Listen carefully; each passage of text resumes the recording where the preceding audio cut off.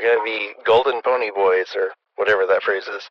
Oh man, that Keister Cars intro that one had me cackling. I was like, normally we do not crack me up that much, but I was dying editing that one. Nothing like some good old rectal humor. Yeah. No, I am definitely hiring my brother to make a Keister Cars design for our shop. Just because I know that we will get two people that will buy them, and one of them is Mike Zarnock, and the other is he gets an autographed copy. Yeah, I was gonna say he gets I just want it to be Keister Cars with Mark, and a little Mark giving the thumbs up. All right. Okay, ready? Let's go. Let's knock this puppy out. You're watching Diecast Breakdown with Chuck Ellis, David Johns, and Mark McHotwheel. So sit back, strap in, and hang on. The breakdown starts now. Hey folks, Chuck here, and we are back talking Diecast. I am delighted that we are joined today by my co-host, Mr. David Johns. Yes, sir. And we're also joined by Robert Sellers of Scale Enthusiasm. Hey, Rob, thanks for being on the show. We are super excited because we've got some really fun topics today, and we are talking once again to the legendary Fireball Tim Lawrence, the designer of the original 1989 Batmobile. A lot of cool movie vehicles that you've seen and a lot of storyboards that you haven't, but the movies you have certainly seen and enjoyed as well. We'll get to that in a little bit, but first, gentlemen, I must ask you, what is exciting you in the world of Diecast this week? David?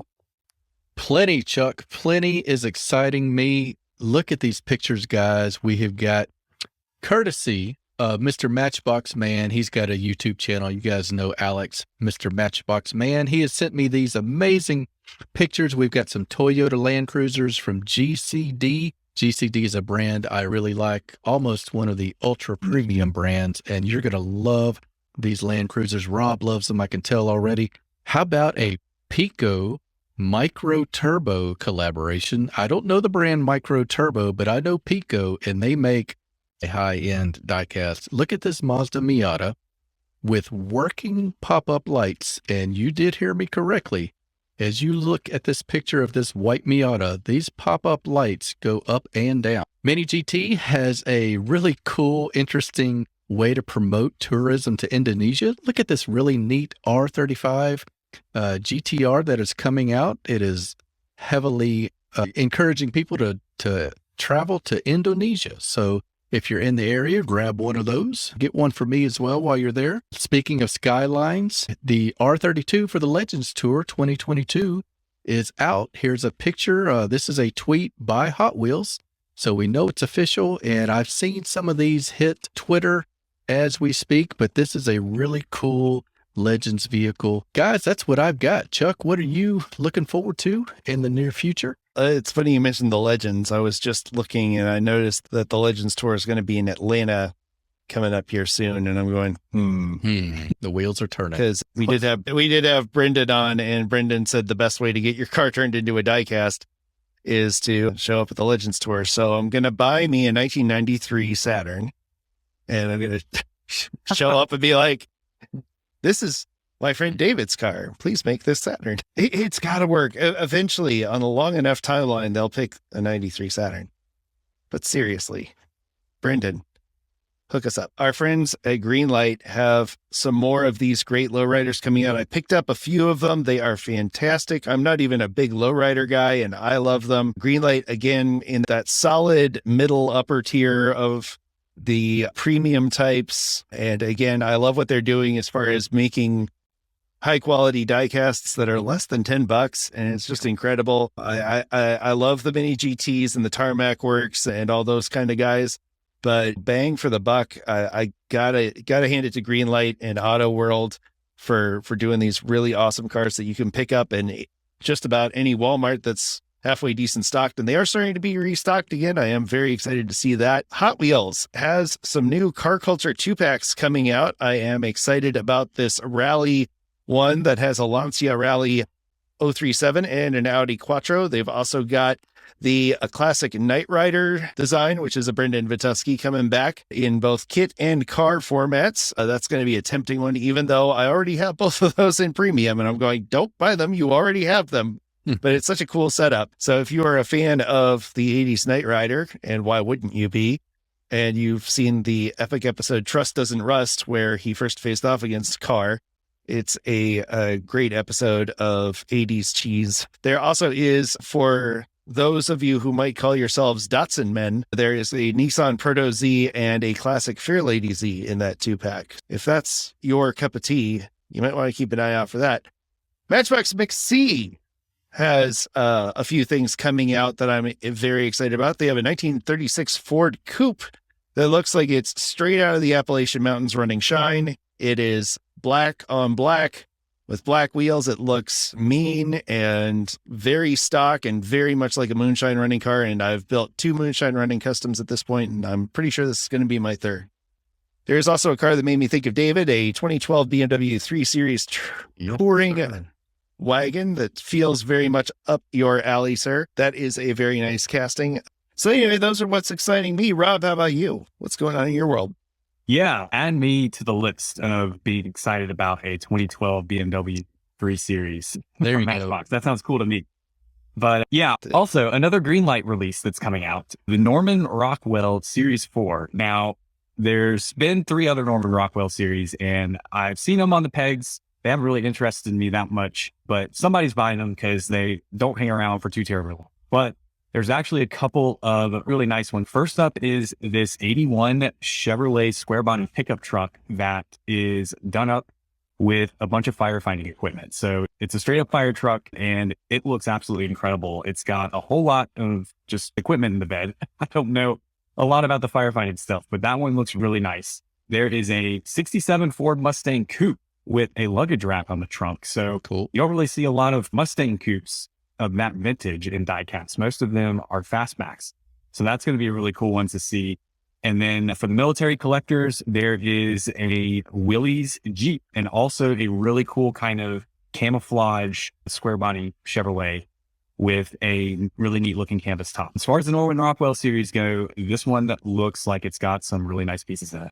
Yeah, and there's also that 62 Dodge D100 with the Stars and Stripes paint job that I think is really cool. And that's a livery that I very much enjoy. I've built a few cars with similar design styles. My Demolition Derby car, did a Dodge Charger with a similar type motif. So I'm very excited about that. I think it's just a great tempo job. But yeah, I agree with you. Greenlight is really knocking it out of the park. Thank you, gentlemen. That is a very exciting. Before we go, Chuck, before we go, I did want to mention for you guys that like your exclusives, Kroger has their mail-in car.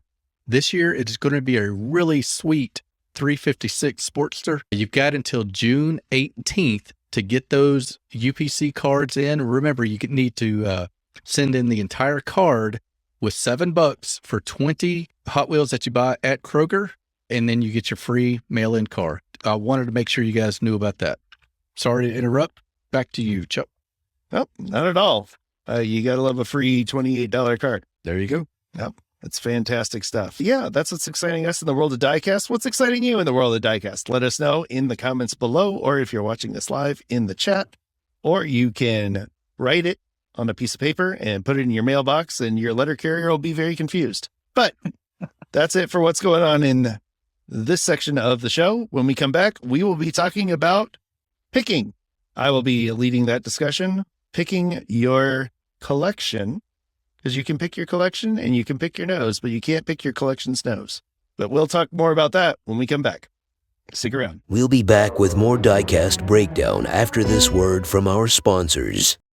Here's this week's small channel shout-out. Simple Customs by Eddie Pep and Rhea. If you have a favorite Diecast channel with less than 700 subscribers and you'd like to see them highlighted on a future episode, email us at diecastbreakdown@gmail.com. Did you know 5-star reviews on Apple Podcasts are a great way for Diecast Breakdown to grow? It's also a great way to help kids in need. For every review left on Apple Podcasts, Diecast Breakdown will donate 2 Diecast cars to Hot Wheels for Hope. Make a difference in a kid's life and help Diecast Breakdown reach new listeners by reviewing us on Apple Podcasts today. The Diecast Media Network store is here. Wear your passion with pride, featuring designs from Diecast Breakdown, Flying Valiant builds, plus unique designs inspired by diecast culture from Justin Ellis. Visit tpublic.com/Diecast Media Network now. We'd like to take a moment to thank our executive producer level patrons. First and 64th Customs, Video Geek Productions, Jonathan Von Nesh, Donald Rashik, and Twice Diecast. Please stick around till the end of the episode for our full list of partners and learn how you can support this project at diecastmedianetwork.com. Now back to Diecast Breakdown. All right, we are back, and we are going to be talking about picking. Not apple picking, not peach picking, not nose picking, but diecast picking.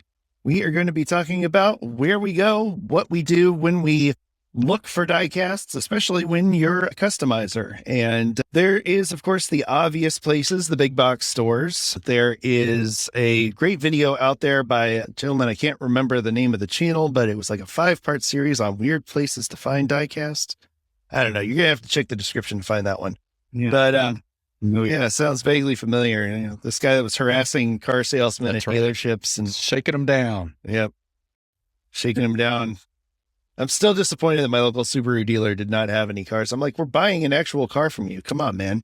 I've got to have some back there. That's right. But anyway, that's a great place to get started. I've talked before about looking at your local thrift shops. I just found there's, don't necessarily look at like the Goodwills or the Salvation Army ones, because those ones are almost always picked pretty clean. I have gotten really lucky before at a Goodwill once, and I found 4-gallon bags full of old majorettes, and I was just like, what in the world is going on? But, and that's a video that you can see on this channel. Yeah. If you dig back far enough, it's a wild ride. I was giddy buying those things. Anyway, look in your town for mom and pop thrift stores. A lot of times there'll be ones connected to your local animal shelter or through a church or a charity. Our local one is called Outreach Thrift that I really like, and they usually have a little basket at the front full of diecast cars for 35 cents a piece. I try not to raid that one too much because I know that one's really for the kids, but every now and then you get an oldie in there. But this last go around, I picked up the old Hot Wheels snowplow from the Blackwell era. I can't remember the name of the one specifically, but it's an old C10 type truck or a square body truck. And it was the Real Rider version. It's missing the snowplow, but it still had all 4 Real Riders on it. And I got it and a Blackwell XJ6 and a few other cool vintage finds for $2. And I was like, that's fantastic. And those are good places to check out. I mentioned before, flea markets, antique shops are okay. You just got to keep an eye out for price gouging at some of those places, because you go in and they'll think that they've got an $8.94 car or a $12.94 car. They're looking for, at an antique shop, they're looking for people who are looking for something very specific and want to buy it right now. Yep. It's always handy to have a phone with you and check eBay and see if you can find one cheaper. eBay is another good one. We've talked about this before, where you can very easily fall down the rabbit hole of buying things on eBay and then find the same car in an antique shop or a thrift mall, which is something I learned about on a recent trip to Columbus. I had not heard of thrift malls before. It's a weird combination of an antique store and a flea market. There's this one in Alabama that I went to called Angels. That's a very big store. It was very strange. It's like an indoor flea market with just little kiosks of stuff. And I found a lot of really cool diecasts, and that will be a future episode on the channel. One of my new segments called Destination Diecast that you're going to see on this channel very soon. But for me, as I've amassed a pretty large collection, like the thing that I've learned as a strategy is to make sure you don't get too caught up in the moment. Before you go out picking, take a look over your collection, make sure that you have what you think you have. Might have forgotten that you bought 5 of that car already, and now you've got 7 of that car because you picked up 2 more. And also to not get caught up in, like, it's very tempting to buy a big bag of cars. So take a moment, look them over, and go, are the cars in here, are they good enough for my collection, or are they ones that I want to customize, or am I spending $7 to get 2 cars that I kind of sort of want? Yeah.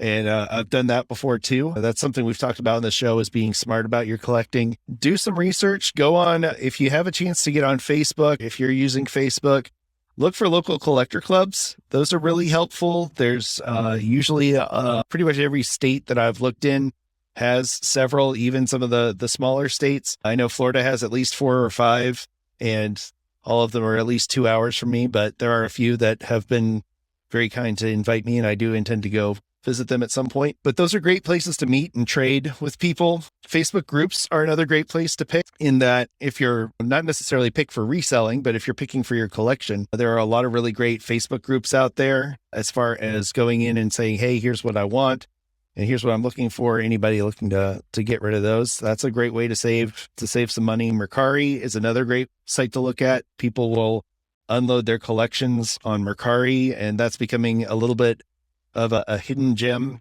as far as a lot of people will assume eBay and then completely miss a bunch of really great stuff on Mercari.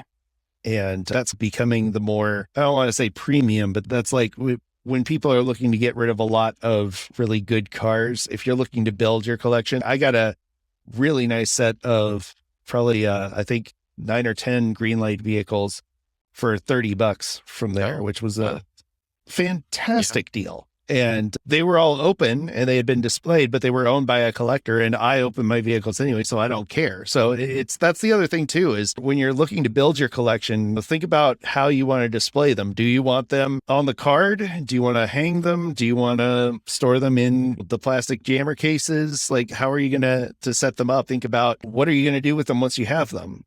Because speaking as somebody who has at least 2 4 deep shelves full of plastic bins of diecasts, it can add up really fast, because I've only been officially collecting since early 2020, and I've gone from having a shelf worth of diecasts to shelves, plural, with several thousand diecasts in them, and it can get out of control really quick. So that's another good thing to check in on. David, what are your thoughts on? I like the idea, Chuck, that you got to have a plan. Like, thanks to Hot Wheels and Matchbox, we have just an infinite number of cars. Anything any type of collector can want. If you're just starting out, it's overwhelming. I like the idea when I walk into a shop like Diecast Extreme, where there's 100, 200,000 Hot Wheels on the pegs. And that's not an exaggeration. I walk in and I tell David, the owner, I'm looking at BMWs today. I'm looking at Ferraris. And I am laser focused when I walk in there, because otherwise I'm a squirrel drifting around from peg to peg, because there's just so many cool ones out there. So if you're out there hunting, go in with a target that really makes it manageable. One thing you said, Chuck, that really struck me is I was a guy that bought the 3rd or 4th copy of a mainline because I didn't know what I had. And as luck would have it, we've got a guy here, Mr. Rob, who has, I think, Rob, you've got your on a spreadsheet, don't you? I've watched some of your videos where you do a random diecast review. He pulls up a random number and he goes and gets it, and it's exactly the car that's on the spreadsheet. Tell us a little bit about why you organize your collection, Rob, and maybe how that helps you in your hunting. Yeah. Oh man, that is a great question.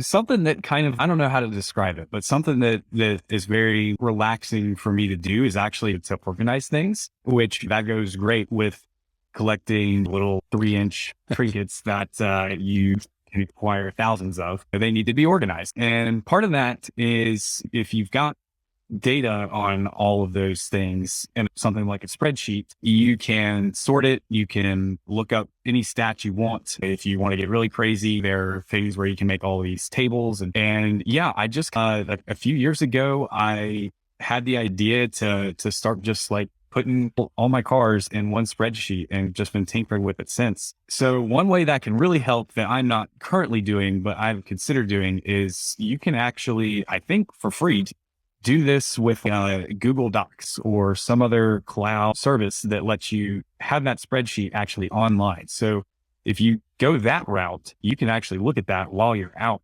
and see, do I already have That's it? great. So I started my spreadsheet before those were really a bit super prevalent, and mine's just saved locally. But even and when I say saved locally, I'm like saved on my hard drive. It's not on the internet, so I can't look it up when I'm out and about.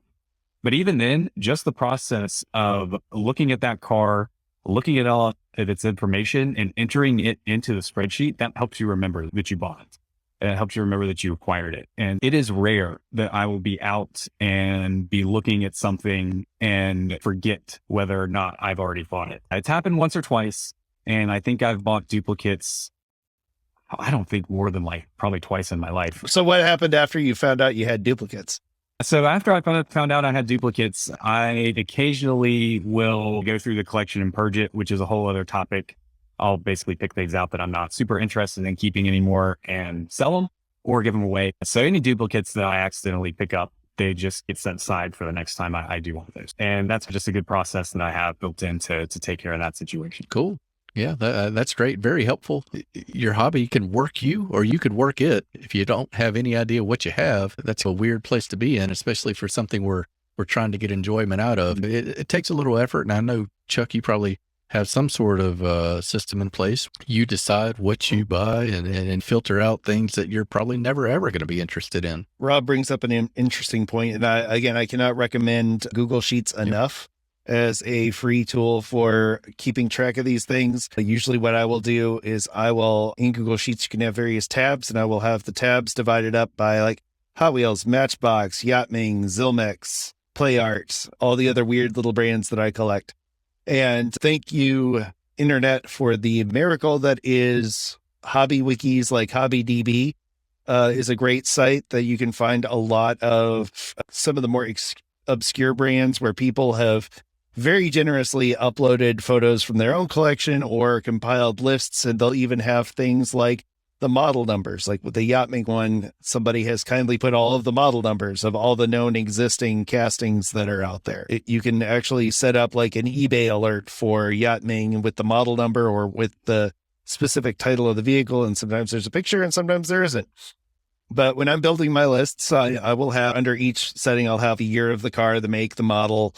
And if I have a color preference, which usually I don't because I'm looking more for customs, and I might even leave a note, it doesn't have to be in perfect condition, or I want this as nice as possible because it's known for having really scratched up glass or something like that. Or I might want to do a demolition derby car with this particular casting, so I don't care if it doesn't have glass or if it's banged up. So those are kind of things that I do to help organize my collection. I would love to hear how you organize yours. So let us know in the comments below what it is that you look for when you're picking your vehicles and what draws you to a particular brand or another. And I know all three of us have similar and very differing tastes when it comes to the kind of vehicles we collect. And that's one of the things that I love about this hobby is it can bring all sorts of collectors together and customizers. And we all share this same bond of tiny cars. And speaking of people who have bonded with cars, we are going to go to a special interview with David and Mark, where they joined up with our friend Fireball Tim Lawrence yet again to talk more about design, Hollywood vehicles, and there might even be a special guest that shows up. So you guys stick around for this. We'll be right back. Don't touch that dial. Diecast Breakdown will be right back after these messages. Hey kids, here's your chance to win a cool prize from Diecast Breakdown. Enter the following word or phrase into the YouTube comment section of this episode. Today's word is color. Winners will be selected 2 weeks after the air date of this episode. Be sure to subscribe for more great Diecast content and more chances to win fabulous prizes on Diecast Media Network. Can't get enough Mark McHotwheel? Subscribe to Dotson Man Diecast, Auto Peak Detailing, and the Dotson Man Diecast podcast today. Diecast Breakdown would like to thank Diecast Heroes Magazine for supporting this program. Diecast Heroes Magazine is the premier digital and print resource just for diecast customizers. Visit diecastheroes.com and see what the best customizers in the world are up to. Let me go ahead and open it. And now, the thrilling conclusion of this week's episode of Diecast Breakdown. Welcome back, everybody. Today is a fantastic episode. We have got One of the coolest guys on the planet, back for, and this is our first ever second-time guest, Mr. Fireball Tim Lawrence. How are you doing, sir? Wow, that's quite an honor. Quite an honor. Thank you, guys. I thought you maybe had enough of me the first time, so. Not at all. Not a chance. Yeah. No chance of that. Fireball, you... Back for more. You got so much going on. I just got to ask right off the bat, how's this week going for you? It's going really good. I think that the majority of stuff that I'm attempting to do is working out. But the hard part is that it doesn't necessarily always work out the way you expect. But if you just let that go and not get upset if things don't match, then suddenly things kick into gear that you didn't expect and things get better. We just launched an issue of Drive Magazine, which I got here on latest issue, Hot Wheels, Larry Wood and awesome. Mike Zarnock. That just came out today. Awesome. Yeah, that's pretty cool. There's a bunch of stuff in there. We got our show, Muscles and Mojo, this Sunday. We got the Power Sports Expo, about 6 cars going into that. Yeah, we're just going with the flow, man. It's great. We're having a good time. The reason I ask, Fireball, is I wanted to know about this week because it appears that last week ended on a pretty cool note. For those that don't know, legendary Hot Wheels designer Larry Wood turned 80 recently. And maybe if I'm not mistaken, his birthday party was this past weekend or maybe the week before? Yeah, it was Sunday, I think. I don't know. Yeah, it was the weekend. I think it was Sunday.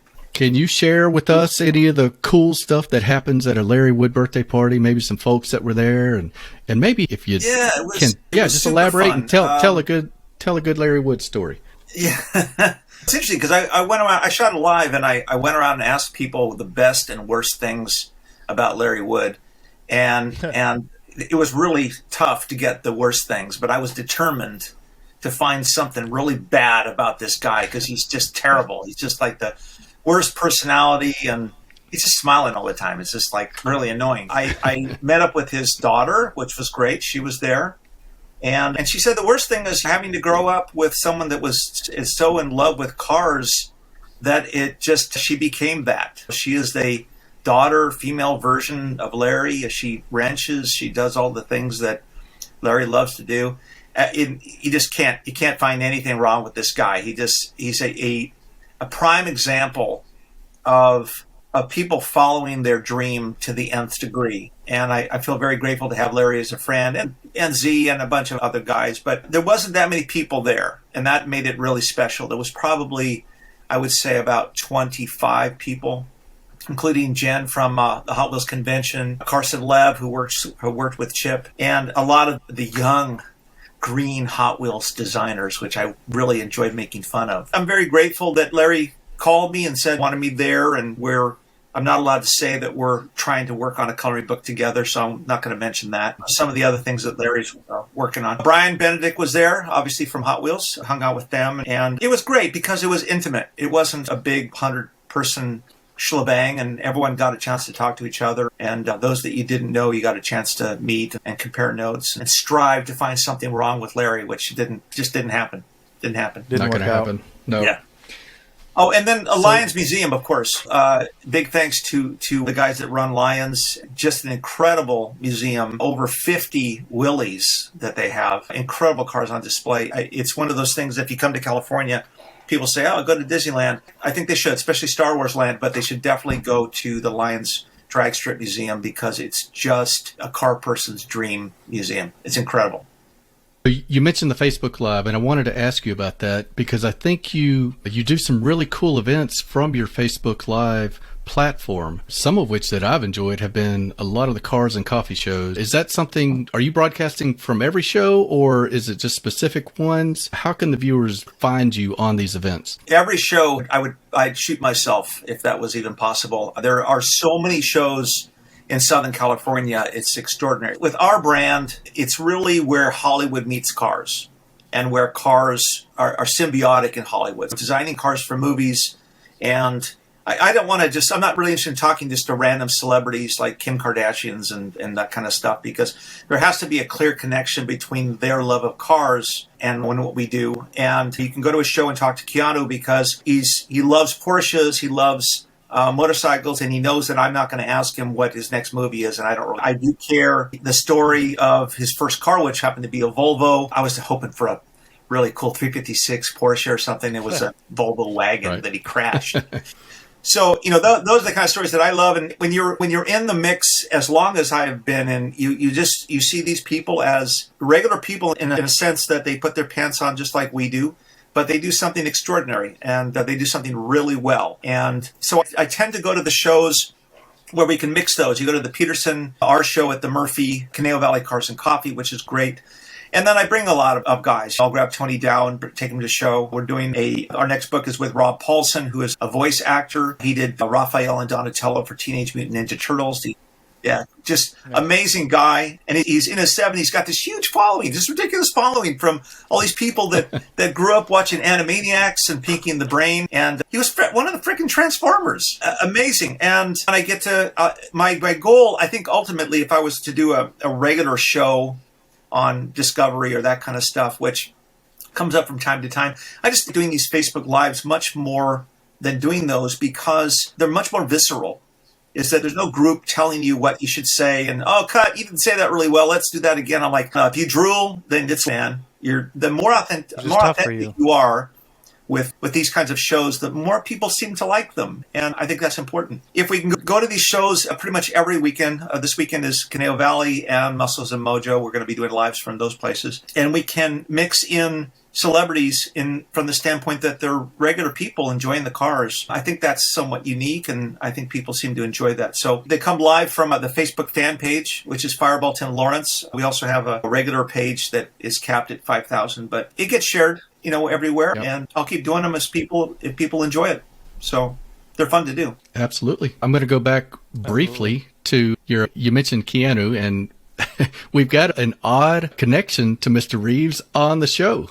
So I'm going to turn it over to Mark. I know he's got a question for you, and explain the little tease I just threw out there. Yeah, so apparently he's my wife's third cousin, so I don't know. She just revealed that recently. She had maybe mentioned it once before, slightly or something. I may have caught it, but recently these guys were talking about Keanu, and she's like, yeah, he's my third cousin. And I was like, what? Well, then she's got his number, so. I don't think she does, but I'm like, you need to figure his number out because we need to go shooting with him or something because he loves to do that. And you just show up and say, hey, I'm your third cousin. What's he going to do? Yeah, no, there's really very few people in Hollywood that you would say are super genuine. People, when I first met Keanu and we had him at a show, there was 15 PR people around saying what I couldn't do. And the first show, I think they said, okay, you have 10 minutes with Keanu and then he's got to go. I'm like, okay, that's fine. I care less. You know what? Mm-hmm. It doesn't matter to me. So, but I knew for the people at the show, they would like to see him, and 10 minutes is not that long. So I'm walking around with him, and I said, I know your PR guy said that you got 10 minutes. He said, what? I said, yeah, you only got 10 minutes. He goes, I'm going to be here as long as I feel like being here. And he was there for 2.5 hours. Amen. He's very genuine. Kurt Russell's very genuine. Dick Van Dyke. Just there's a few select people that you can stop on the street. If you saw Kurt on the street, and you said, "Oh, Mr. Russell, how are you? Can I get a picture or something like that?" He'd sit there and talk to you for half an hour and say, what movie do you like? And he'd ask you questions and very genuine, very warm. And that really changes the paradigm when it comes to celebrities, which a lot of them really ruin it. So the guys that I like that are good friends are the guys that are stunt guys. Those guys are amazing to hang out with because they're hysterical. And the guys that play bad guys, the guys that generally play, they don't play the main superhero. I avoid those guys a little bit because their personalities are much like the superhero-ness. Not all of them, but when you meet someone that plays a dastardly person, someone that plays a really mean person in the movies, they're generally the nicest guys on the planet. They're really fun to hang out with. But so like Stuart Wilson, he's Bruce Willis's stunt double. He's one of our guys that comes to our show all the time. And he looks a lot like Bruce. His joke is fall down, pick up, check. They're really amazing guys, and they're really good at what they do, and it blows my mind because I wouldn't jump out of a building on fire. I wouldn't jump out of a building, period. But these guys, the answer is always yes, and then they figure it out. So it's pretty neat, and they're mostly all car guys, and that's the commonality. That's what kind of binds everybody together. Yep. Yeah, I'm not sure I answered the question, did I? Mark? I don't even know if there was a question. Does it matter? Yeah. We don't care. it's a pretty strange thing when you start to talk to people. But on a daily basis, I guess we're just positioned to do things that are unusual. And my wife being a costume builder, we just got a call from Comic-Con yesterday, and they want 9 costumes for Comic-Con at the end of this year. And that's a very normal thing for us. But I understand that it's not normal to build these things and to watch that and to go to car shows every weekend and to see really unique people at these shows and stuff. But at the end of the game, we're all human beings. We're all trying to live our lives and do something fun, enjoy ourselves. You guys are doing this podcast, which obviously you enjoy and I enjoy listening to. And I believe very strongly that if you really, the first proponent for success is love. And if you really love what you do and you do it for free, I don't know if anybody's sending you guys a check for these shows, but you would do them regardless. Yeah, you would do them because you enjoy it, and we spread the love of Diecast, and I got them all over the place. In fact, I can't seem to stop buying the new Batmobile. I just got like 30 of them now for some reason. Yeah. I know there's a variation somewhere. I just haven't found it yet. I got to talk to you about that. We'll help you. Fireball. So Fireball, speaking of Diecast, there was a pretty large oversight on our last interview. And I think Mark has Exhibit A that we would like to address with you, sir. We were not made aware of this.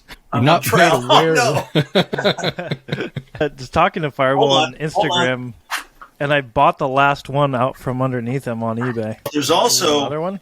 There's also that one. That's a Corvette. Oh, wow. Corvette. Yeah, so we did, I think we did 3. We also did a muscle car, I forget which one it was. And of course they had the White Lightnings, come out. And I ended up buying my own cars on eBay. Yeah, that's where I got this. $50 for a White Lightning. I'm like, God, I'm buying my own car for $50. You gotta do it. You gotta do it. You gotta do it. Yeah. So we gotta know, Fireball, when we had Mike Zarnock on recently, we asked him about how cool it is to get that call to say, hey, we're going to do a car with your name on the card, blah, blah, blah. And his eyes lit up. So tell us a little bit about that. What did that mean to you? Like, how did that whole thing go down? Honestly, I think it was a meeting at SEMA originally, as we were doing a lot of different stuff. And the challenge with doing any kind of die cast is that's like $100,000 to create a new die for a new car. And it's unless you're Chip or unless you're probably not even that. Most of the time they want to take an existing car and they want you to design the graphics for it. And then they'll do the packaging and things like that. We had some significant plans. So we did 3 cars and we were going to expand on that and see how sales went. And we were right at that inch where we were deciding things were looking really good. We had 3 designs and I was very grateful. I thought this is something really cool, and I've always been a massive fan into the idea of having, I thought just having one of my cars as a Johnny Lightning, but they wanted to put my name on the car, on the packaging. I thought that was awesome. But then Tomy stepped in from Japan and they bought out Johnny Lightning and they said, nope, we got other plans. And everything kind of petered. And if I had a nickel for every time things like that happened, I probably have 5 or 6 nickels right by now. All kidding aside, it was an amazing experience, very exciting. And it's one thing to be a collector, as I've been my whole life, and to go on eBay and buy comics or things like that. I just bought a #1 issue of Moon Knight because the new series is coming out. And I thought I had one. I was really bummed when I couldn't find it. So I spent a lot to get the #1. Yeah, to have some kind of collectible that was associated with you and yours. I do have a Greenlight story, if you guys are interested. Oh, yeah. Absolutely. Not necessarily all that positive. This was probably 12 years ago, something like that. I was at SEMA, and I got approached by the guy. I'm going to leave his name out, but I got approached by the guy that ran Greenlight Toys. And he said, hey, we want to do a bunch of your movie cars as Greenlight Toys and create that stuff. And I said, that's great. He goes, let's sit down and talk about it. So we set a time, and we sat right in the middle of SEMA. Dan Woods came up, and we got to chit-chat and stuff. And he said, we want to do a variety of cars. And he said, the only issue is that it costs a lot to create new molds, and maybe we can do something else. And I just suggested, you have so many cars. Why don't we just find a car that's close or like one that I've done? And I've done a lot of Chevelles and different things for the movie Faster and just a variety of stuff over the years. And we could start out with a line of 5 cars and they'd be movie cars. And he said, great, that's what we're going to do. And he was like committed. That was it. And I thought, oh, this is great. I was very excited. got back, and a week went by and didn't hear anything. So I reached out to him and left a message and didn't hear anything. And it just went from there. And then about 6-8 months later, this whole line of movie cars comes out, which is exactly what we talked about. Because we sat and he picked my brain for an hour of the kind of cars that they should do. And that's exactly what they did. But sans any association. A bit bummed by that. It gave me a bad taste as far as Greenlight. And now they've done a ton of movie cars, and they sell really well, obviously, because there's fans of not only the car but of the film. And those things happen. But what are you going to do? And it's like being bummed that you came up with a really great concept for a cop show, and then someone did a cop show. Yeah. And there's 80,000 cop shows. What's a cop show? Never heard of it. I forgot every other channel. Yeah, the thing is that it's not. I don't need my name on anything. I think that for me, it's the association makes it fun in that I can share these kinds of things. I can show you guys the black 76 Corvette. It was called the Bad Mood. So the goal was to emotionalize the cars, and this one was really pissed off. This one was, a little less angry, a little more sensual, and we were just going to do all these emotions. And at the time, I had done a film, or I was early in a film called Artemis Fowl, which eventually came out, if you guys remember that. Yep. And it was based on a book series. And they wanted me to come up with some gun ideas, but it was a kid's movie, so you can't come up with guns that actually kill people. So I came up with this idea to do what I called Emo Guns, and they were emotional disruptors. So you shoot somebody and they start crying hysterically and they can't function, or someone starts getting really bad gas, or their head spinning, they're overwhelmed. So they're emo guns. Farting everywhere. And at that time I was doing those weapons, and I thought that'd be fun for these cars to do a bunch of emotional cars, and the character of the emotion could be translated into the graphics and the type of car, and that would be something different that no one had done. If there's anybody listening, including Brian at Hot Wheels, it might still happen. It might still happen. There you go. You never know. Hot take. Yeah. All right. I can go to the store and see Dick Van Dyke in the store, and he's in a quandary because he can't figure out what kind of yogurt to buy. And you talk to him, and he goes, "What's good?" And I'm like, "I don't know." And I'm sitting there shoulder to shoulder looking at the yogurt, going, "Holy, I'm sitting there shoulder to shoulder with Dick Van Dyke." And then he grabs a yogurt and says, "This, okay, I'll try this one." And then he goes back down the aisles, dancing and singing down the aisle, and that there's a music inside him that has to emerge. And I just felt, I looked at that stunned. And if that doesn't put your feet on the ground, I don't know what would, to connect with something so joyous like that. And my joyous cars, and the idea that I would never want to be put on a pedestal or anything else. I'm as regular as anybody else, but I just really love this stuff. I really enjoy the community, you guys. We all have stories, and it's really great that Z is going to be at the North Carolina show, the Hot Wheels convention. It's North Carolina. And he's got his coloring books. I'm just like, how does this happen? I'm just flabbergasted. I'm grateful. I appreciate that what you said. And we all have to go through that and try to, keep our feet on the ground, try to stay humble, and realize that through gratitude, it's the great multiplier. It's something that if you want something in your life, the mode for most people is the backwards direction. Is hard work and worry and anxiety and fear and all those things that come with it. When you just drop all that and you just practice gratitude and you treat people with kindness and warmth, and it's something obviously that the world is not experiencing at the moment in different parts. If we can have that realization to be a conscious-based thinker, then we should be obligated to help people in ways that we can. And I'm just trying to put good stuff into the world when it comes to cars. So I appreciate you guys having me on. Instead of changing the world, you got to change yourself, and then the world changes.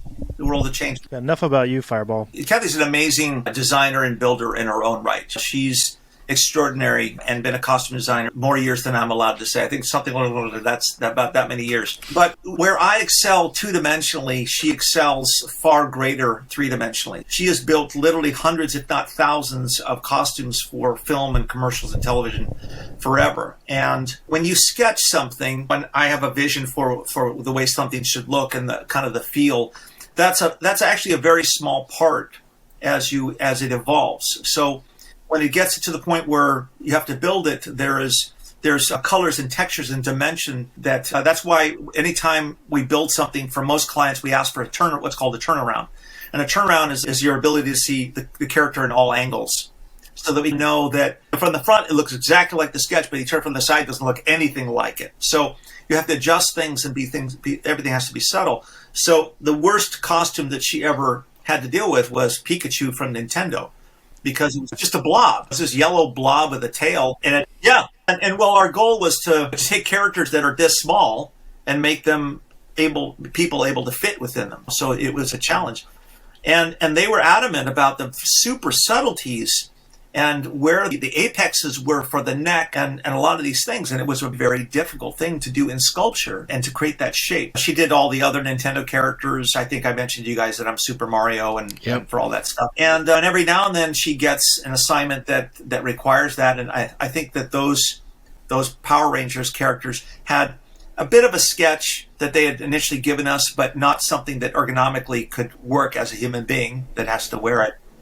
And then it evolved from there. So we worked together as a team. My side's two-dimensionally to start the concept, and then her side is to evolve that two-dimensional into a three-dimensional piece, and then create the texture for it. I'll go get her. She's in the next room. I'll go get her if you want. Hey, Miss Kathy. Kathy, how you doing? We were just talking about... Welcome to Costume Breakdown. Yeah. There you go. How would you rate Fireball as Super Mario? Oh, my God. He is the best Super Mario you could ever want. And I'm thinking, for me, when I get out in the back or at my old office, I need to know how the costume works. So it started off by me just saying, could you try this on for me, please? And he would. And then, this fits you so well. Why don't you do it on set? Because 2 reasons. One, he's good in it, but also he's not going to complain. He's going to make this costume work even if there's a pin sticking him in the side. Nobody would listen. I would be complaining to myself. I have put him in a big diving helmet with a hood over his face that he could not see out of, and he couldn't breathe, and he had to go in the water. So he's sucking this fabric in his mouth, and I'm like, it's going to be okay. Just give us, 30 seconds to film. But back to Super Mario, he's been hung on a crane. We went to the Virgin Islands. He dove in the water with the head on. All sorts of crazy things. I should have died several times over from doing Super Mario. But he also did Yoshi, and Yoshi was made out of 2-inch foam so that it could really hold its shape. But 2-inch foam, picture a sponge that's 2 inches as big as a dinosaur. And they made him jump in the swimming pool. Ooh. And he sunk directly to the bottom. He's like waving down there, and everybody's like, oh, yeah, look at that. And the trying to kill Fireball. Stunt guys or whatever had to go in and rescue him. It went from a costume that weighed about 40 pounds to over 200 pounds. Yeah, really quickly. Couldn't even pull me out of the pool. This is fantastic. Thank you so much, Kathy. Thank you. All right, bye. Thank you so much. He's like, you're out. You're telling them too much. Someone should do a mascot breakdown. That's a whole new show. That's it. Yeah, mascot breakdown. Yeah, absolutely. She's quite a gem. She's done have so many incredible clients. A lot of the Nintendo stuff, but she's built costumes for the White House. If your wives have watched Ellen DeGeneres, there's a Christmas mascot that comes out every year that gives all the gifts away to kids. She's done that for 17 years until the show stopped. So.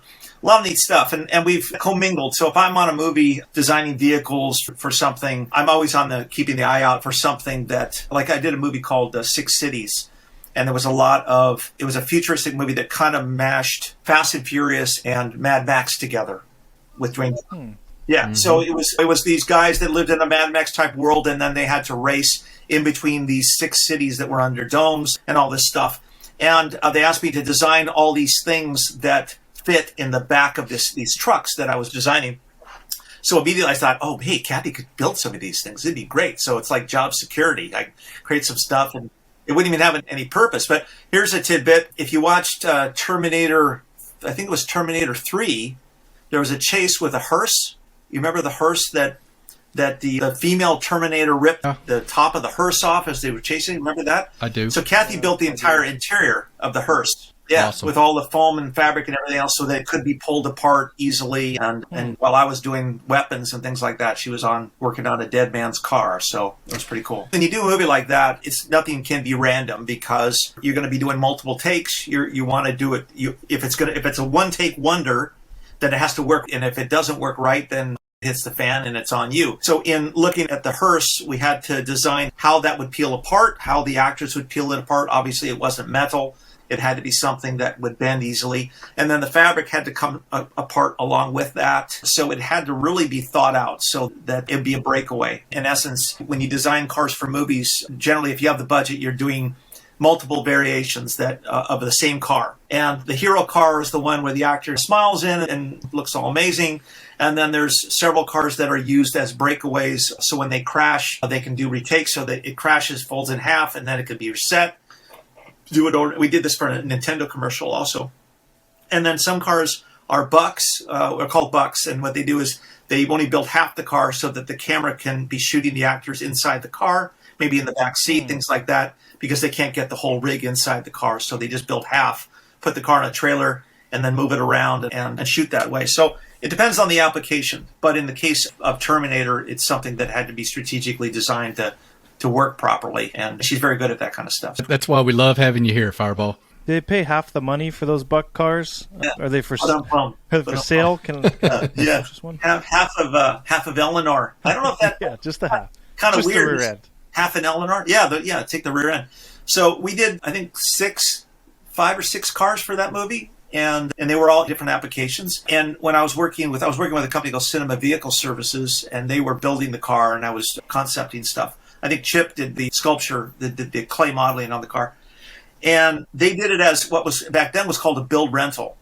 So they didn't charge that much to build the cars. In fact, it was a phenomenal fee to build the cars. And the company would rent the car out to the studio. But the guy that ran the company was very smart. And he thought, if we build these cars, it's got Nick Cage in it, it's got all these people, Angelina Jolie, and it's got a good all-star cast. And if the movie does really well, then maybe the cars might be worth something. Mm-hmm. So it's smart. And so he did it that way, and it cost about for each car, it was probably about $35,000, something like that. Not a lot. When we found the cars and we put them together, the first car, after the movie came out, the first car sold for $1.3. Jeez. Yeah, so you're right on the money. He didn't just make his money back very well. And that lasted for a period of time until the studios got wind of it, and they said, oh, no way. We're buying the cars for whatever price, like the Batmobile, things like that, and we'll sell it when we decide to, and we'll keep the money. Thank you very much. Yeah, so I'm sure those days are probably over. But what do you guys think of the new Batmobile? We got Fireball here. We're never going to like it more than the '90s one. So that's it's never going to be as aerodynamic. Certainly, it's a shorter car. It's certainly a shorter car. Yeah. There was rumor. I haven't seen the film yet. I haven't seen the movie. So there was rumor that they were bringing the original back in that film, and I haven't heard anything. I haven't seen anything. And that they were exploring multiple universes, and that they were going to bring other Batmen from different universes. Now everything's a metaverse or a multiverse, and you can do whatever you want. So that's the natural excuse in movies now. So we're filming in Australia, but we're going to multiverse it into Atlanta. Anything goes. Each Batmobile, I have tremendous respect for these guys because my job was actually easier. It was, since I did the first film, it was easier to come up with a unique design because all that existed was like the 30s Batmobile, which obviously didn't make any sense from the design language standpoint. And then George's Batmobile, which was campy, with big red stripes on it and a couple of dudes wearing scary costumes. It was a bit of a challenge, but I think that if I were to design the Batmobile now, if another Batman movie came out and they asked me to do that, it would be pretty challenging because the cars that have been created for Batman versus Superman, the Tumbler, these are all friends of mine. They've all kind of been challenged with where do you start from and you almost have to understand the language of the film, because if you look at My Batman 89 and who it was directed by with Tim Burton, you know a Tim Burton film because it's that darkish, cartoony, it's borderlines on campiness but peculiar, and you don't want to bend over anywhere because anything can happen. But then you compare that to Christopher Nolan's movie with the Tumbler, a vastly different approach. Very ultra-realistic. The reason I like Batman Begins was because he didn't become Batman until 3/4 of the way through the movie. And the Tumbler was purpose-built. It was already pre-built. They explained everything. It was a military vehicle. Does it come in black? That was the big joke. So it was really grounded in reality. And I think that this new Batman film, it looks like it's grounded in a particular type of reality, not necessarily all ours. It could be a slightly different universe that's a little bit more dark or a little bit more violent. But anything goes. You design the world first, And then that world is reflected within the costumes and the vehicles and the weapons and the props, and all that stuff gets put together once you figure out what the parameters of the world is. Yeah, and the same thing goes with Diecast.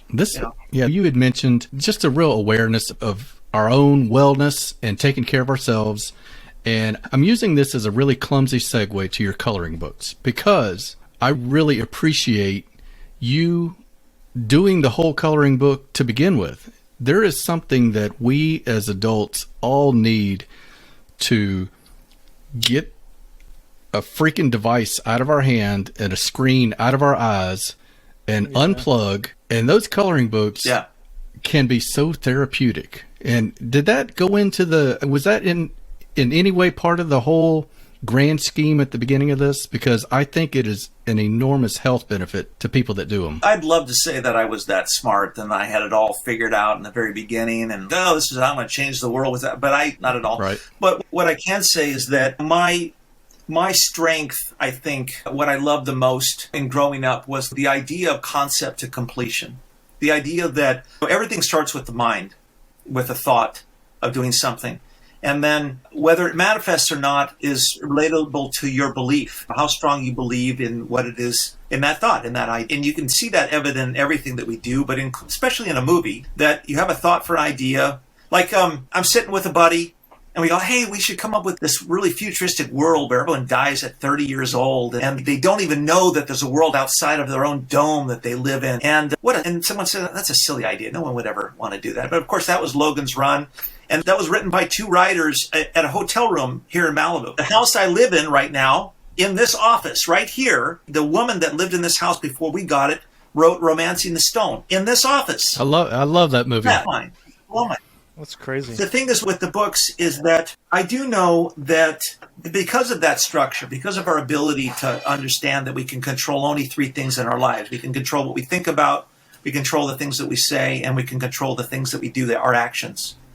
That creativity exists in the present moment. You can't do anything about tomorrow. You can't do anything about what you did yesterday. But if energy exists to where we can think from a vibratory standpoint and we can send energy out into the world, and you can feel that when you walk into a room and you go, wow, this place is rocking. This feels really good. Or, you know what, I'm not comfortable being in here. You're picking up on a vibration, on a feeling that's being emanated by a group of people. If we understand that creativity exists in that moment, I wanted to create something that would keep people in that moment. And by doing that, they could alleviate the cancer that they're feeling. They could alleviate the problems they're having with their kids. They could alleviate the fact that their grandfather just died and they loved them. We're really affected emotionally by all the things that go on in the world. And there's a distance between it happening and then our ability to cope with it. And for some people, that distance is vastly great and it can last for years, where people don't get over the loss of a child or get over a difficulty of losing a leg or whatever it is. But there's a moment that happens in your life where you learn to cope and you say, you know what? I'm okay now. I'm okay now. And it was difficult. You lose your pets. I can't imagine losing my dogs. I love my dogs. But if there was something that I could give to the world through what it is that I do, then I just thought, when someone said, I asked somebody, one of my friends, I said, I was thinking about creating a coloring book. He goes, nobody likes coloring books. They're bullshit. Nobody likes those. And I'm like, they don't like them because there's nothing cool out there. You go to the drugstore and rainbows and ponies and nothing that I would ever want to color. So why not create something that for car guys and for kids that love cars, let's create something cool. But it wasn't just about Corvettes and Mustangs and things like that. It's to create something conceptually strong so that you look at it. And I have a lot of friends that just want a signed book. Or I go to a convention and they want a signed book, but they don't want to color it because they love looking at the ideology and open it up and say, oh, here's a monster truck Mustang. And it's just fun. I want to do a book that is DeLorean time machines, but they're all different variations of the DeLorean. Dude. Yeah. Dude. Okay, we'll let you go. I've done probably 5 or 6 variations because in the Corvette book, there's a time machine. In our Volkswagen bus book, there's a time machine. And then I've done the DeLorean and there's a few others. I think that would be pretty fun. But in its essence, when you color, when you pull out those crayons or the colored pencil and you immerse yourself, it's not too dissimilar from any creative process. If you guys go into your garage and you're working on a car or whatever your hobbies are, if you're walking through your man cave and you're looking at your diecast and you're going like, oh, I didn't know I had doubles of that, is that we can only think about one thing at a time.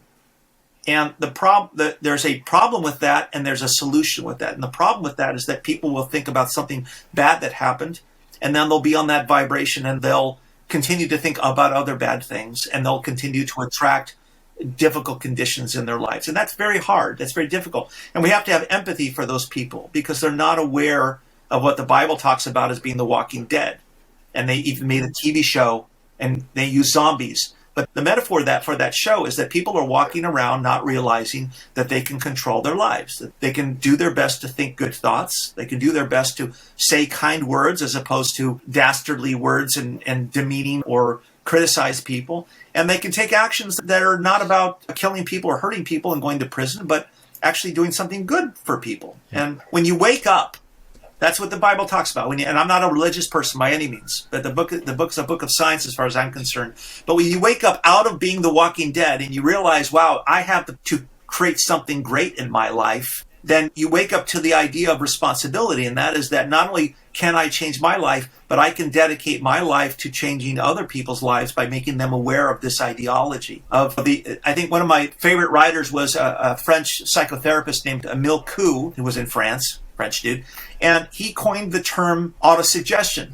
And autosuggestion is, if you understand the power of suggestion, I could say to you guys, man, you guys would look really good if you all wore hats. It's okay if you don't, right?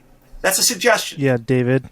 Yeah. Get a hat. In a week or so, David, you're going to be looking in the mirror and you go, I'm wearing a hat. And that suggestion will become an auto-suggestion. And you'll begin to suggest it to yourself.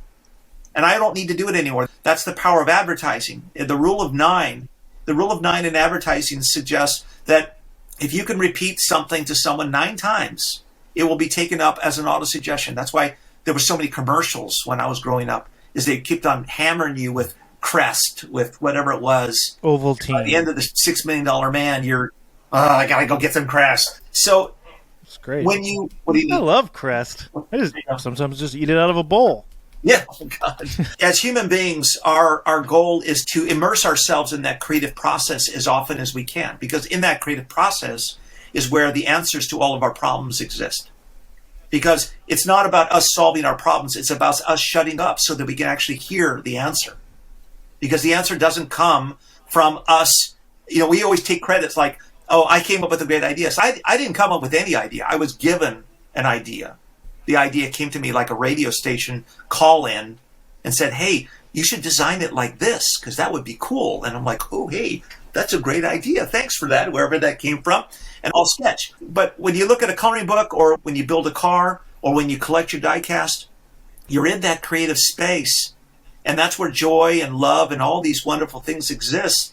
And that's why it's so infectious that you tell somebody, oh man, I was just at Walmart. I was walking through, I was looking for socks and I spotted this car. Holy crap. The car I've been looking for months. And you're like, did you hear that? He spotted that car. It's like that story, that passion that we all share for these stupid little diecast things. Not stupid, not by any means. It's the reason that we're here today. It's the reason that we're talking about this stuff. Whatever I put out into the world, I have to have faith that's going to come back to me. And I want to put these little cars and my love of cars and these Facebook car shows and doing the coloring books and those kinds of things in hopes that maybe one person might get it. One person might color and say, wow, I feel better. I'm in a hospital bed. I started coloring. I feel better now. And that's the purpose. And whether you intended to or not, I know that it's happening. I read a really cool article today, guys, where when you do stuff like color, you cannot focus on your problems. You can't focus on yourself and hear all this negative energy. You're focusing on what's in front of you, and you're not getting fed all of this stimuli from all the other social media or something with a screen in front of you. And there's just such a true medical benefit to doing stuff like that. It's akin to meditating, and nobody can dispute how effective and helpful meditation is. So whether I'm giving you credit, whether you intended to or not. Kathy describes it when she surfs. She's been surfing since 1965. And when you're on a wave that's 6-7 feet and you're coming down, you're not thinking about your bills. Yep. You're thinking about the wave because the wave will kill you if you start thinking about what you're going to make for dinner or anything else. It's your ability to have that precision focus. And what you don't realize is that when you think with energy, I talk about this we have an Art Talk show in the mornings, is that a rocket is just an inert, it doesn't do anything. But when you add fuel to it, it can take off. So I would say that a rocket is much like a thought.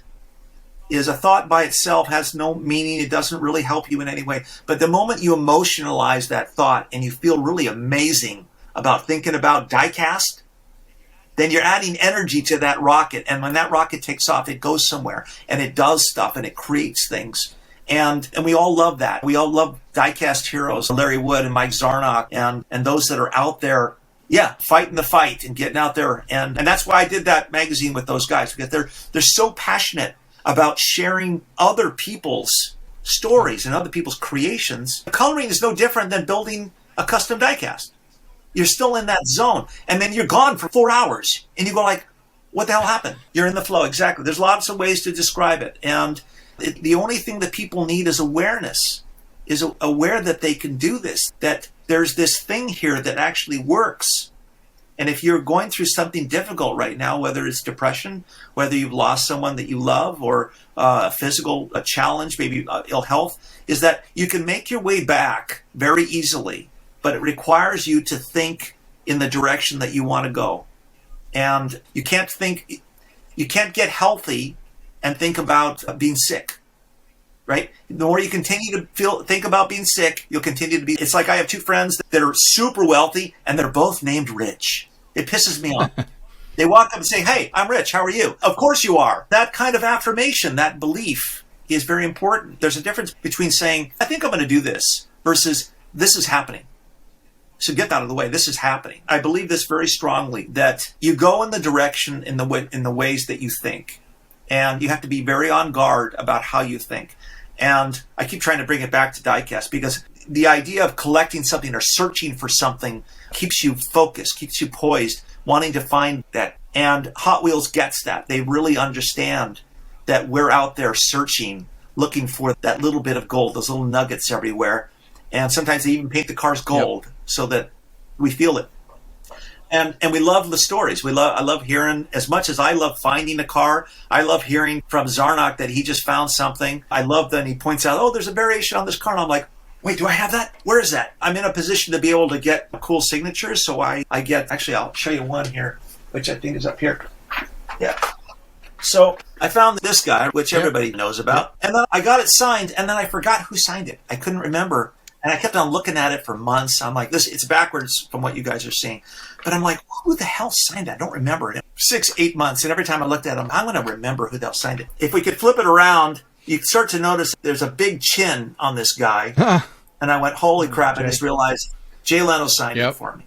That's amazing. Those are very special to me, because it's not even really necessarily about the car, but I picked this car because I know Jay loves the Motoramas and all that kind of stuff. And I collect those. So if I can rotate this a little bit, but I have all the cars from Magnus Walker the Porsche, and that kind of stuff, and gotten Tony to sign cars, Tony Dow to sign cars, and that's the kind of stuff I like collecting. I like finding the right car for the right fit, and then getting those guys to sign them. That kind of search, that kind of connection, keeps me in that zone. There's so many that you can all be in. We can all be into different kinds. Some people have collections of all red cars. Doesn't matter what it is. But you respect that, and it's like going to a car show and listening to someone talk about their hot rod. I wouldn't build a hot rod, but you respect the fact that they love it that much, and you can share those stories. And in that moment, you don't feel sick. You don't feel depressed. You don't feel broke. You don't feel any of these things. You're in that hot zone, and the longer you can stay there, and the longer you can spend time sharing the concept of that, the better your life gets. And it's exponential. It's like investing in the stock market on a stock that only goes up. And in the literal sense, the Beach Boys talked about good vibes, and you remember the song, but it rarely does it make a connection. So we're talking about actual real vibrations. Your voice is vibrating out, and people are hearing it because their ears are going like this. So there's real vibration, and there's a tremendous amount of energy that's happening between my cheek and the wall. And when you realize that, and you can make use of that, and you can start thinking in a way that expands that, then you're really on the right train, and life gets better, and you can collect more of these guys. It just becomes a problem, but there's no more room. Yeah, no room. Yeah, you got to make room. I just did an episode with a guy named George Schultz who had an 18 scale collection, a massive. Yeah, that was amazing. 11, I think almost 1,200 cars in his collection. Just wild. So he kind of didn't care what the car was. He just wanted, if it's 18 scale, I want it. I've been around a lot of interesting people that I got to learn from. Frank Stephenson, who was chief designer for McLaren's good friend. We did a book with him. And he knows a lot about exotics and variations of. In Malibu, we call Ferraris Malibu taxis because they're all over the place. And you go, oh, red, black, white, blue, and 308, 328. And those are all great. And there's guys that love that. But I've always liked the concept cars because that's the initial concept that really affects design language for the rest of the brand, a unique direction. And then, of course, I like movie cars because they're character cars. If you were doing a movie with Dwayne Johnson, he probably wouldn't drive a Volkswagen. You understand the parameters. But if Dwayne Johnson was Batman and you had to do a Batmobile for him, right out of the gate, okay, so it's got to be brutish. It's got to be hardcore. It's not going to be small and slick and low. It helps to know those things. And often we say Dwayne Johnson was a car, what would he look like? Or if most cars that are designed for movies, we want to know who the actor is, and that helps, right? Or where it takes place. Now, let me ask you guys, see if you guys know the answer to this question. So what is the number one movie franchise in the world? They've done more movies of this than any other movie. I don't know, Fast and the Furious? Seems like Fast and Furious. They have 10 movies. Right. Yeah, 10 movies. Yeah. But there's one that is more than James Bond, more than double that, right? James Bond. 21 films, right? 21 films. Now, the reason that they're so successful is they keep repeating the same formula. And the formula is that we all know what James Bond is and what he isn't. He's not a beer guy. It's martini shaken, not stirred. There's the ladies, there's the cars, there's the weapons, and there's the locations. Mm-hmm. But if you think about Fast and Furious, they follow the exact same format. Who Vin Diesel is and who he isn't. You got the girls, you got the cars, you got the weapons in essence are the cars themselves, and you got exotic locations. And the movie it's 10 strong. You get the weapons right? just in general, too. Yeah, exactly. But those key components, if anyone's out there and they want to make a movie, and a successful film, follow the same format. Now, that format lends itself really well to Star Wars as well. So it's not the same as far as cars, but it's the spaceships. The design language of Star Wars is very particular. It's not big curvaceous ships. It's not scantily clad women. It's all the things that we really like in movies, scantily clad women. But it is very clear that it's a weathered universe. There's nothing new in Star Wars. Everything is ancient and old and weathered and textured and things like that. And so that design language is carried throughout, and their particular journey is always the hero's journey. When it comes to vehicles, designing vehicles and even designing vehicles for diecast, especially like the custom guys, is some of them I really love to see. Like I saw one guy create I forget who did this, but it was this double stacked Cadillac from Mad Max. You guys remember that, the double stacked Cadillac, but painted as an Ecto 1. And the neat thing about that is that you take two different design languages and you mash them together and you get this amazing thing, right? If the Munsters had a Chevy Chevelle, what would it look like? So in movies, they do that very often. If you saw a movie that was I Love Lucy meets Raiders of the Lost Ark, right? Yeah, there you go. That's a great example. Thomas the Train. Thomas the Train, a badass Thomas the Train. That stuff is really fun because when you look at that and you work on that, you stay present and that creative flow happens, and then you get these incredible pieces of art. These are all pieces of art that are created. It's an amazing group to be involved with. So we have an Etsy store and we have a TeePublic store. And we're actually starting that. So we have some color versions. What I'm trying to do is pick the best illustration out of each book into a color version of it and sell them as prints or on a t-shirt or things like that. And a lot of times we'll get recommendations for which is which. But there's just so much to do where that's on the list of things to get done. But when you do that and then you think about someone like Elon Musk, who is literally changing the world, I'm going, what the hell am I doing with my time, right? Is that he gets as much time when he wakes up as I do, and he's sending rockets to Mars. It's just, everybody's different. But when you find that thing that you love, then it's not work, and you can just become this machine. And I pinch myself every day to say that I get to do amazing things about my stepson. His name's Sean, and he, for the last 9 months, he's a sculptor, and he works in the film industry. He's been working on Black Panther 2, Wakanda Forever, I think is what it's called. And he was on that for 9 months, and then he came back. He's in Atlanta. He came back with our granddaughter, and he immediately got on Star Wars, which is what he's on right now as I speak these words. He's working on Ahsoka Tano, which is the new Star Wars series, sculpting that. And then for 2 months, and then he goes back to Atlanta, and he's going to work on another.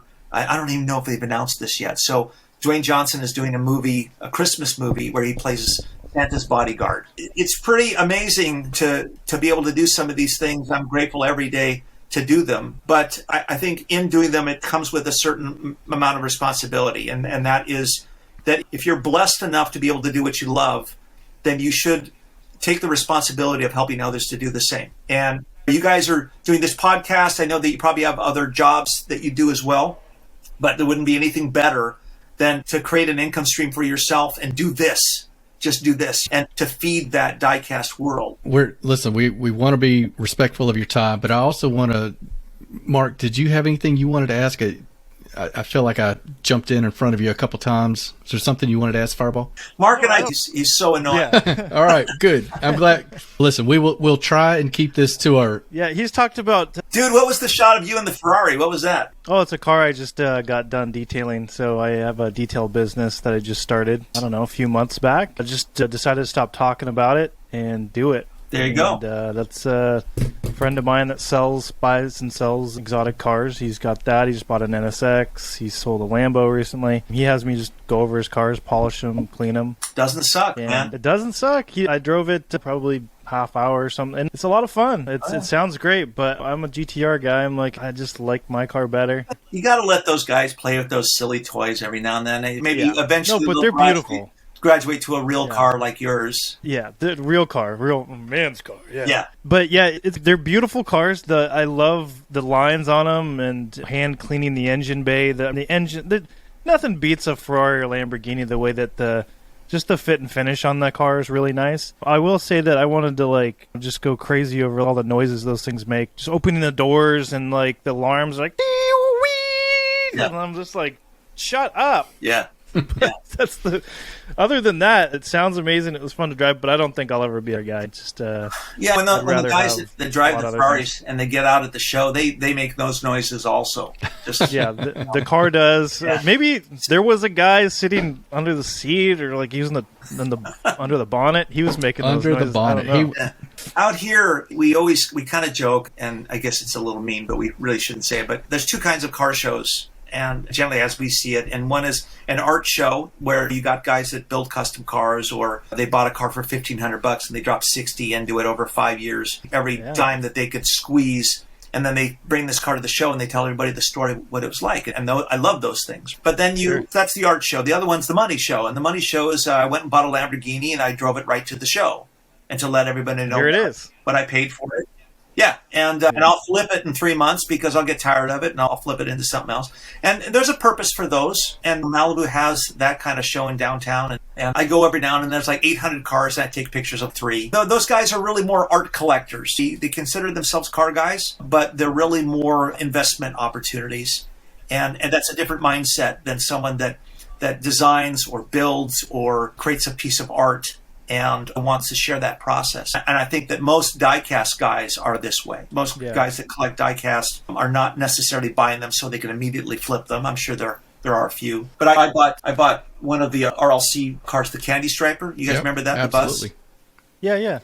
So I bought it. It's like $35, right? $35 plus tax or whatever it was. And the next day it was selling it on eBay for $2,500. It's just goofy. And I'm like, I'm not sure anybody sold it for that. But depending on the number, for $2,500, I thought that was a great deal. Was that a bad move? Or I bought that. Yeah, I'm going to sell it for $12. It's going to be awesome. It's just all of this is really about the people. It's really that we get to go to these shows and we get to share these things. And thank God for Hot Wheels and guys like Larry and there was 3 guys that were original designers. There was Larry Wood, there was Harry Bradley, who was my teacher in school, and he was a ball buster. That dude was hardcore, but he would really tear you down like a military boot camp, and you couldn't stand him. You hated him because he was just so mean to everybody. But as he was a paraplegic, so he had crutches, and he couldn't really use his legs that well.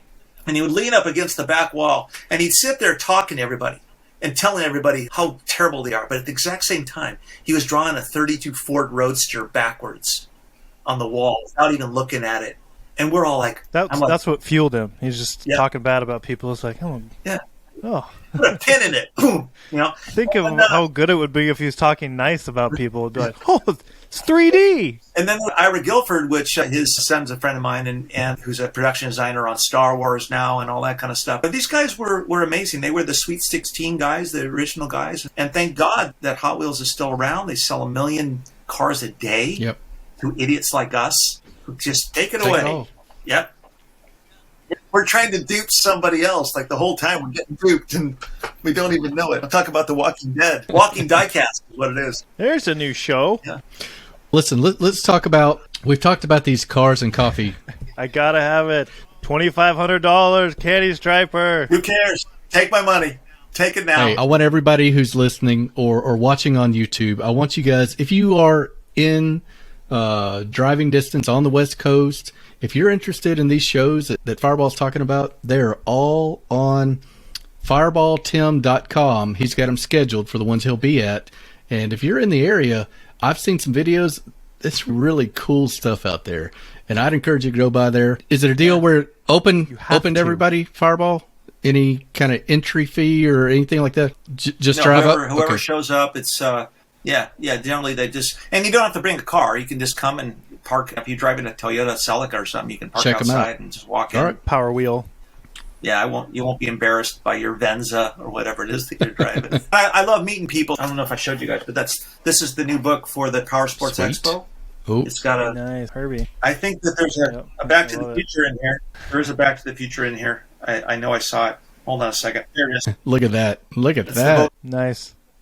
Yeah, wouldn't that be cool if they made variations on the DeLorean? Another reason for them to take all my money. So thank you very much. Anything would be a time machine. Yeah, that's right. You connect it out of your ear and go into your mouth, and you're suddenly... Well, listen. Get a tattoo on your lower back, whatever you want to do. Yeah. Listen, I want to make sure that... Instead of a tramp tat, it's got to be a time tat or something. Yeah. Someone should do a pair of glasses. I think a time machine pair of glasses would be cool, and have it all lit up on the side and stuff. Yeah, someone's going to do that'd be good. Possibilities are endless. That's right. Yeah. Guys, we want to be respectful of Fireball's time. We want to keep it as manageable as possible. We've been talking for like 3 hours. We could talk forever. We love it. Let's save some for episode 3. Next time you're on, I want to make sure that we get you back, and I can't wait till the next one. It's been an absolute pleasure, but if you don't mind, please tell the listeners any way they can get in touch with you or follow you, check out your stuff. We've talked about fireballtim.com. We've talked about the Etsy store. We've talked about you can get the coloring books on Amazon, guys, $9.99 for a coloring book. How else can they? Yeah. YouTube, Facebook Live. Awesome. So that is a steal. Lay it all out there. Kind of everywhere, but I think that our newest one is on Instagram, is at Hollywood Movie Car on Instagram. So we focus on movie cars and the designers of them, and try to give you guys things other than maybe standard shots that you'd find online of Starsky and Hutch and things like that. But it's a world in itself, and I got a lot of friends that design cars for film and do different things. That's a fun new place that we have. And really just the live shows. Come out to Southern California, come visit our museum, the Murphy Auto Museum up in Oxnard. We have a show this weekend, every third Sunday, called Muscles and Mojo. Coffee, donuts, dogs, and Diecast. That's our What else do you need? So everybody gets free Diecast. That's awesome. Yeah, that's it. Fireball. Otherwise, whatever you're comfortable with, and I hope I get to meet some of your fans. So. Absolutely. It's been such a pleasure, Fireball, and we look forward to the next time, man. All right, guys. Thanks for your time. Have a great evening. We'll talk to you soon. Look forward to it. Okay. Bye.